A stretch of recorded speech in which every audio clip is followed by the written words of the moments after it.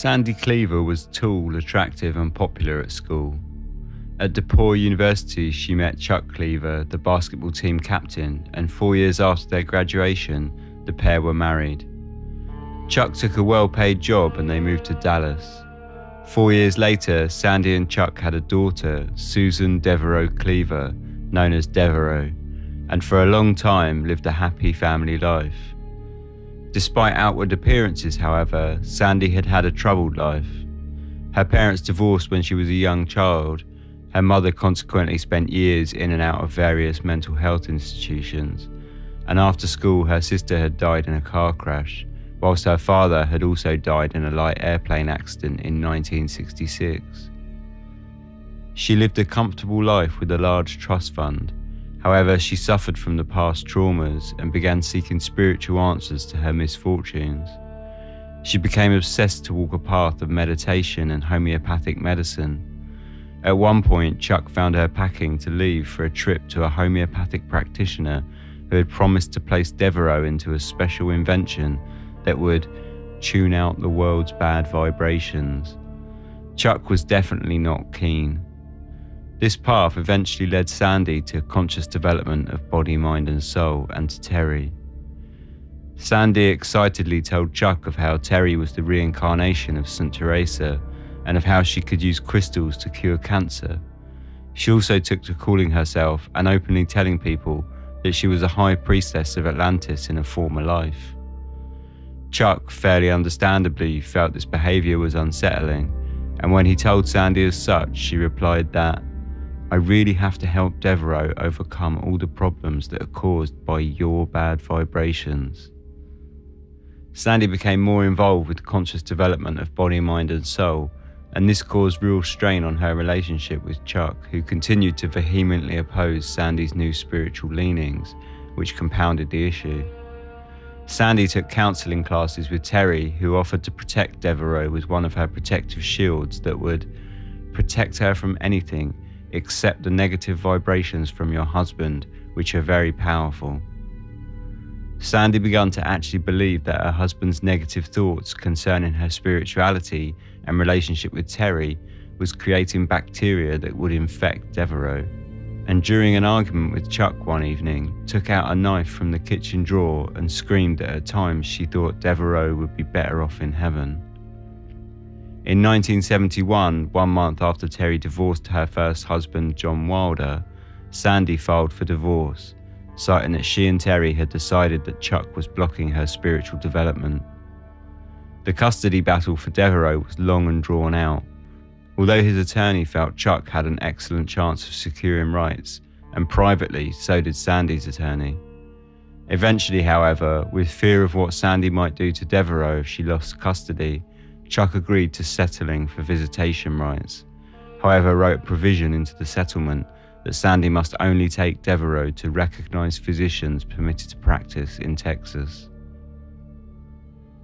With her spiritual development now unblocked, Sandy bought and installed a printing press in her house to produce the literature for conscious development of body, mind and soul, and began working full-time for CD Gems.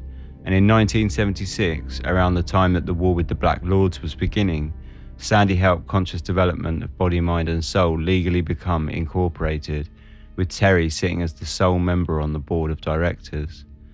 Sandy was named Secretary-Treasurer. All income flowed directly into Terry's personal bank accounts. Devereaux, meanwhile, became isolated and alienated from her mother and found the members who came to the house regularly weird. Unlike her mother, she was not a participant in conscious development of body, mind and soul, and even appeared to be embarrassed of her mother when her school friends visited. This strained their relationship. Devereaux felt her mother was uninterested in her and alienated, while Sandy thought Devereaux was infected with bad vibrations. Terri tended to agree, suggesting that a black overlord was the cause of all of the family's problems. In August 1978, just as membership of conscious development of body, mind and soul began dwindling, Sandy wrote a will that would leave everything to Terri, and 4 days later, Devereaux, now aged 13, also wrote her own will, leaving everything to Terri. This included her $125,000 trust fund. In February 1979, Sandy sat down on the bed with Devereaux and asked her if she would like to join her on a trip to Hawaii with one of her conscious development friends. Devereaux was thrilled that her mother had included her and jumped at the opportunity to holiday and socialise with her mother. On the 25th of February, she took a raft out to sea with her mother when a wave struck the pair, knocking them overboard. Sandy was rescued, but Devereaux could not be found for over 3 hours. Eventually, rescuers found her body. She had drowned. Autopsy reports showed no sign of foul play and no traces of drugs and alcohol. Terri informed Chuck of his daughter's tragic and untimely death, and he rushed off to Hawaii immediately. When he reached the hospital that Sandy was staying in, he found Terri already there.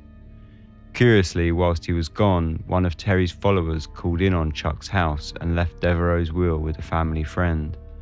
The will read, "I give, devise and bequeath all of my property, including all rights, titles and interests of whatever character I may own, in and to any property, real, personal or mixed, whatever situated, to Terri Johnson, who has been to me like a second mother."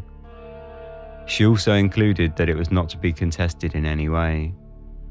Terri claimed to know nothing of the will's existence, however it was signed and witnessed by 3 conscious development of body, mind and soul teachers. As it turned out, the document was not legal, as Devereaux was only 14. In 1979, Terri's own son Kenneth, whilst working construction, fell through a hole in a roof 30 feet to his death.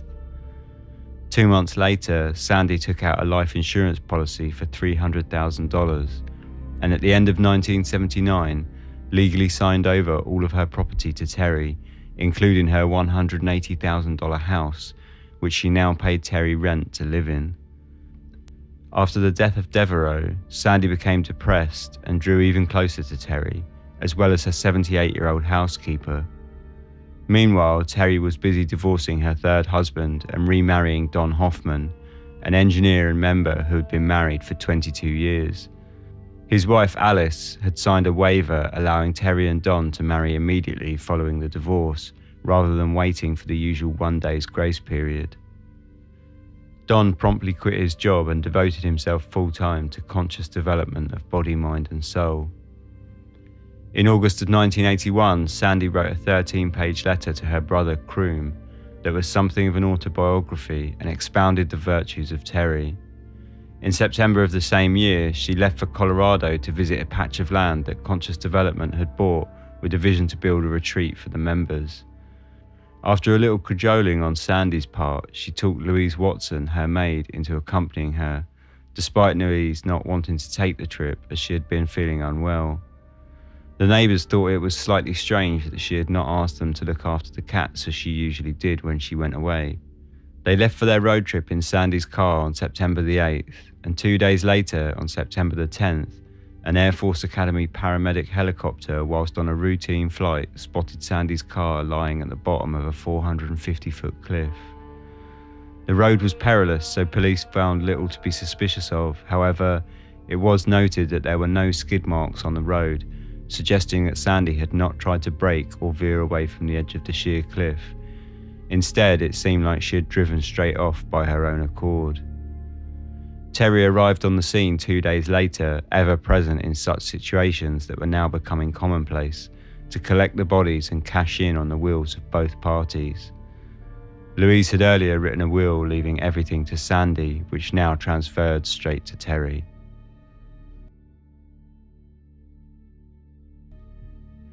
Sandy's brother, Kroom, found the whole affair entirely unwholesome.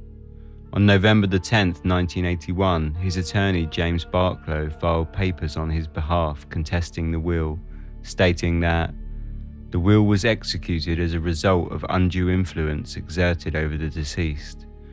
It went on further too. Sandy was controlled by Terri's use of hypnosis, Pavlovian conditioning and psychotherapy. Sandra Beatty Cleaver's will was but one of several persons whose wills were changed pursuant to the direct influence, suggestion and psychological control of Terri Hoffman. Terri's attorney opposed this last line of investigation and won a motion to prevent anyone talking of any of the other deaths during the trial. However, Terri clearly felt her chances were perhaps not looking so good, especially after publication of an article in a local Dallas magazine that detailed Terri's involvement with conscious development of body, mind and soul. Fearing that the newfound local fame would not sit well with the jury, she settled with Crew and Beatty.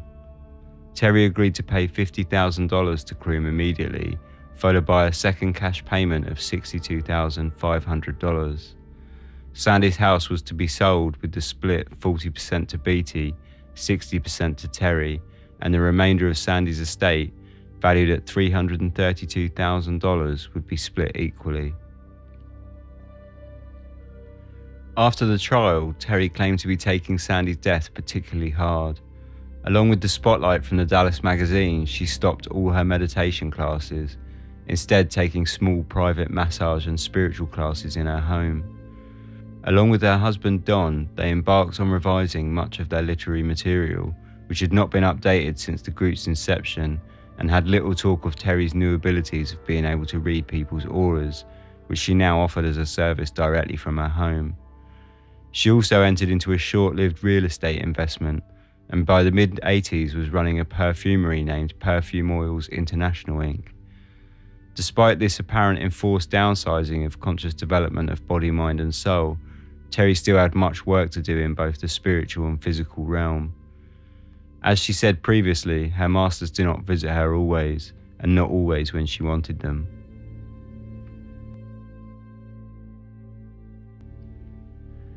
Robin Ostott was a former writer of the Dallas school curriculum and worked as a school counsellor working with difficult children. When she met Terri in 1974, she was 41 years old and had been divorced for 2 years. In secret, she was struggling behind closed doors.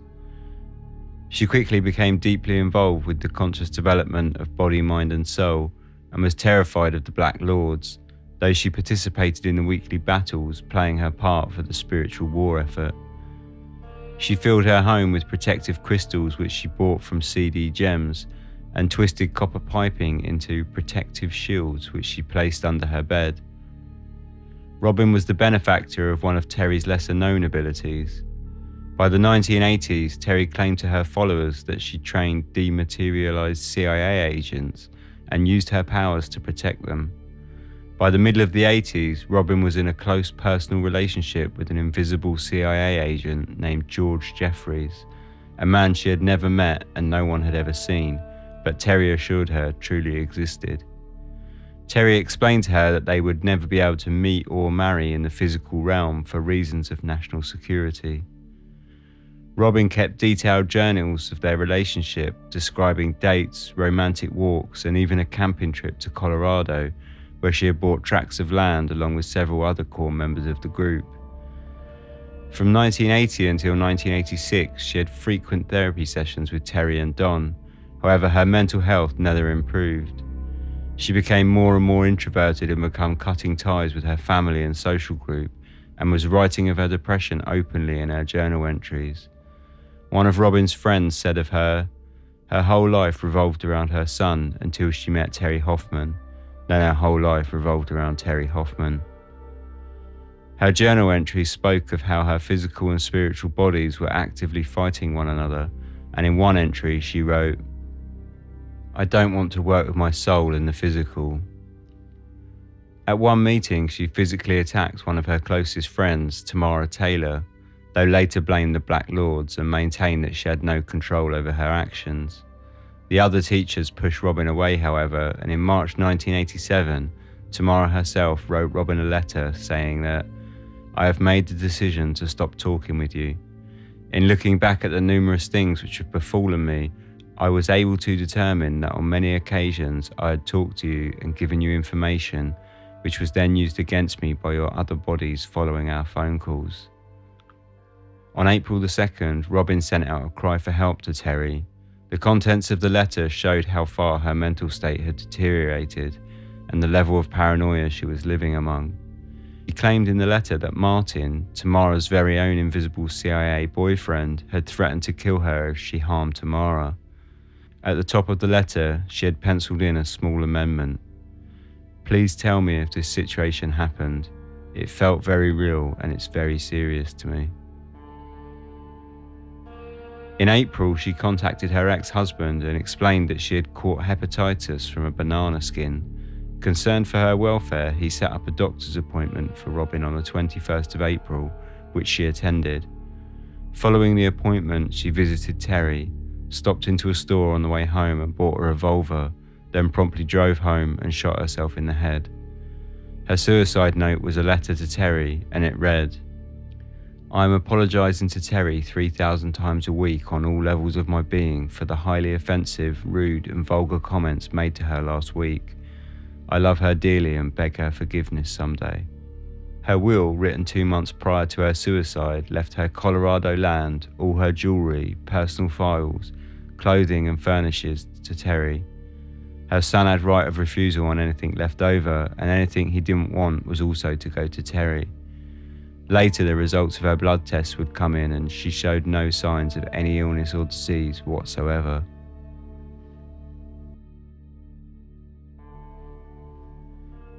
Mary Levinson was born in Indiana in 1957, the second of 4 children. Her parents were the owners of a locally famous chain of 13 clothing stores. However, Mary never showed any interest in the family business like her brothers. Instead, she loved animals and art. She suffered chronic pain in her knee from a problem which she avoided treating until she was into her 20s. Her brother Carl suggests this had to do with their mother's Christian Science faith. She also had difficulties with anxiety and depression, and whilst at university made an attempt at taking her own life.